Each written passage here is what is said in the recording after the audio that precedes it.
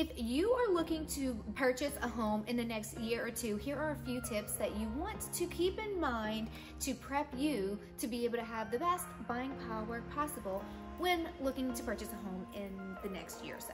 So here we go. One thing that you're gonna wanna do is make sure you pay your bills on time. One thing that the creditors will look for when you're looking to purchase a home is going to be your history on your payments, on paying things on time. So go ahead and just get yourself set up on some auto payment for your bills, because I know life comes up, and then, you know, I'm guilty of it. I accidentally forgot to pay one of the credit card bills, and then you get something saying that you're 30 days late, and by that time they've already reported to the bureaus. So we do not want that. So go ahead and just set up all of your bills for auto pay, and remember, you can actually go and pay a second payment. For example, like my credit card, I have it to set up to automatically pay a minimum payment of whatever the minimum payment is, which is not very much. You know, it might be like the $30 or $40 a month, but you know that you need to pay more than that, or else you're going to just be paying interest for the rest of the time and you'll never pay down your credit card. So you know that you're going to have to pay extra.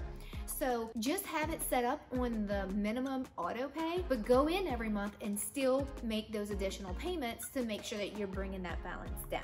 Also, you want to make sure that your bank accounts are sitting pretty good. So we want to make sure that you don't have any NSF charges. I know life can get carried away. You can pay one bill out of the wrong account, and I totally get it, but the mortgage companies are gonna look at your last few bank statements, and we wanna make sure that those are like really cleaned up and we don't have any NSF charges, because that's gonna make your file look very clean when they're looking to loan you some money. So go ahead and get in that habit of checking that bank statement or your banking account. Go ahead and get in the habit to go ahead and check your bank account every couple of days, just to make sure it's sitting pretty good, and if something accidentally comes out, you're not gonna overdraft, because we wanna keep it free and clear of all NSF charges.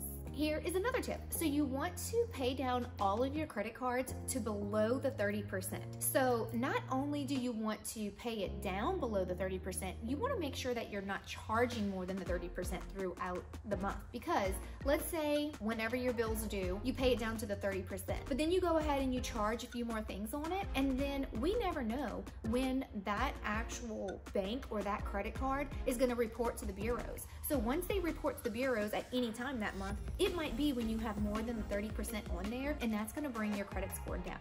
So our goal is going to be, you're gonna want your credit card balances to be under 30%. And I know that may seem pretty tough if you have really high balances. So here's a trick, but do not do this if you are about to purchase the house soon, or maybe talk to your lender if you're about to purchase in the near future. But one thing you can do to help you get to that 30% quicker without paying down the credit card is to call and ask them to raise your credit limit. When you call and raise your credit limit, it will actually lower the percentage of your usage. So for example, your credit limit is 1,000 and you need to pay it down to 300 because we can't get more than 30%. Our goal is to get it under 30% paid off. Well, let's say you can get that card limit raised to 5,000, then we're gonna be able to get to that 30% a lot quicker by having a $5,000 limit than a $1,000 limit. So that is just a trick, but remember, you don't do that if you're about to purchase a house, because we don't want anyone messing with your credit if you're really close to purchasing. This is only if you are a year or two out the way and you're just trying to get yourself set up to be able to purchase in the near future or in the next year or so.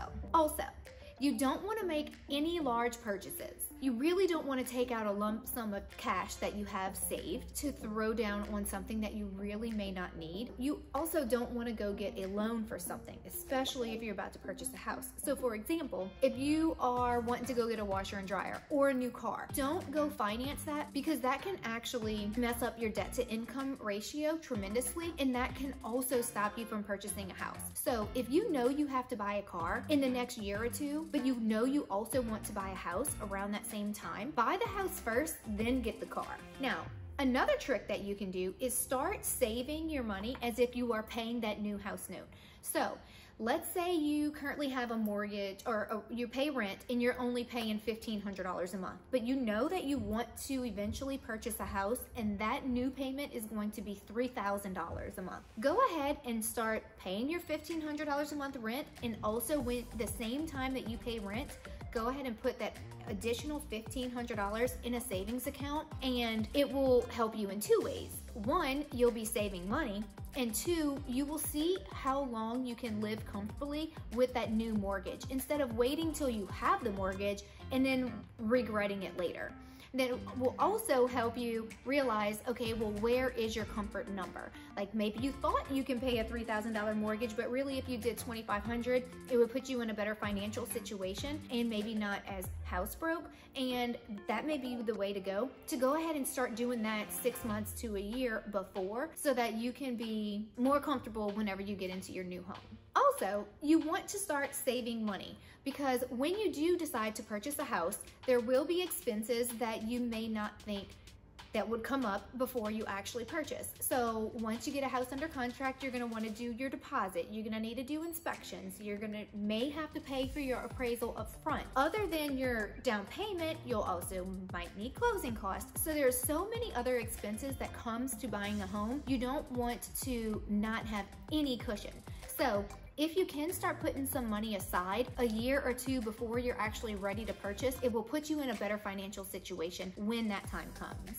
Now, another tip that you can do is go ahead and pull your credit through some of the free online credit bureaus. So make sure you don't pay for it. The 3 major bureaus will allow you to pull one time a year for free and see what's on your credit report. Now remember, do not do this if you're already in the mix of talking to a lender and about to close on a house or buy a house. If you're very close, the lender can do it.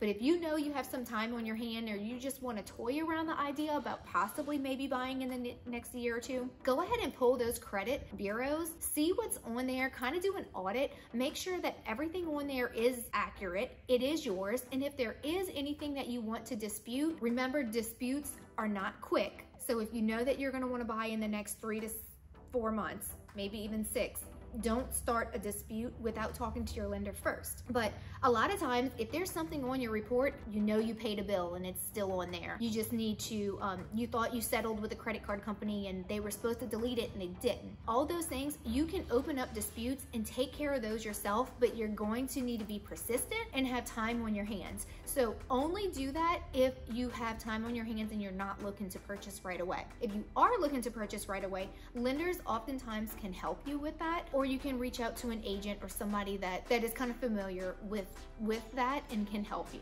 Also, here is a big tip. Start paying down debt. I do not mean pay off debt, because not all debt is bad debt. We need debt to be able to purchase. So a lot of times mortgage companies will require 2 or 3 trade lines. So if you pay off all debt, they don't have anything to track that you pay your bills, because if you paid everything off, there's nothing there for them to see. So you don't want to pay off everything. What's really good to do is just pay down some of the debt. Sometimes it's credit card debt is better to pay off first. One of the biggest mistakes that I see often is someone saying, well, I only have 3 months or 6 months left to pay on my car and I have enough money, so I'm just gonna pay that off and wipe that debt clean. That is a really big mistake for multiple reasons. When you pay off debt, it's going to quit reporting positively to your report. So every month when you pay that car note, it's reporting to the bureaus that you pay on time and you're paying your note, which is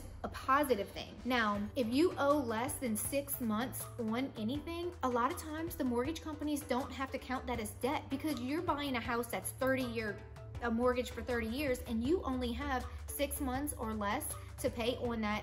For that creditor, a lot of times it will cancel each other out. Like they won't even have to count it. So by you taking, whatever that big lump sum is, and paying off that debt, that may not actually help you, and there may be something better that you can pay off or pay down that would look a lot better and more appealing to the lenders whenever they're actually putting your file together to get you into a home. So if you have a list of debt, you know what you could pay off, you're just not really sure what to pay off, reach out to a lender. A lot of the times the lenders will give you that advice for free. You don't have to go pay a credit repair person or anything like that to tell you what you need to do. There are genuine nice people out there. A lot of times, like myself, if I know, I will try my best to help you. If not, if it gets too complicated and it's not cut and dry and easy, I'll refer you to a lender to talk to them, where they actually have a credit simulator, and they basically put all of your credit things in this little simulator, and they'll tell them if they pay this off, it's gonna bring their credit score up this. If they do this, it's gonna bring their credit score here.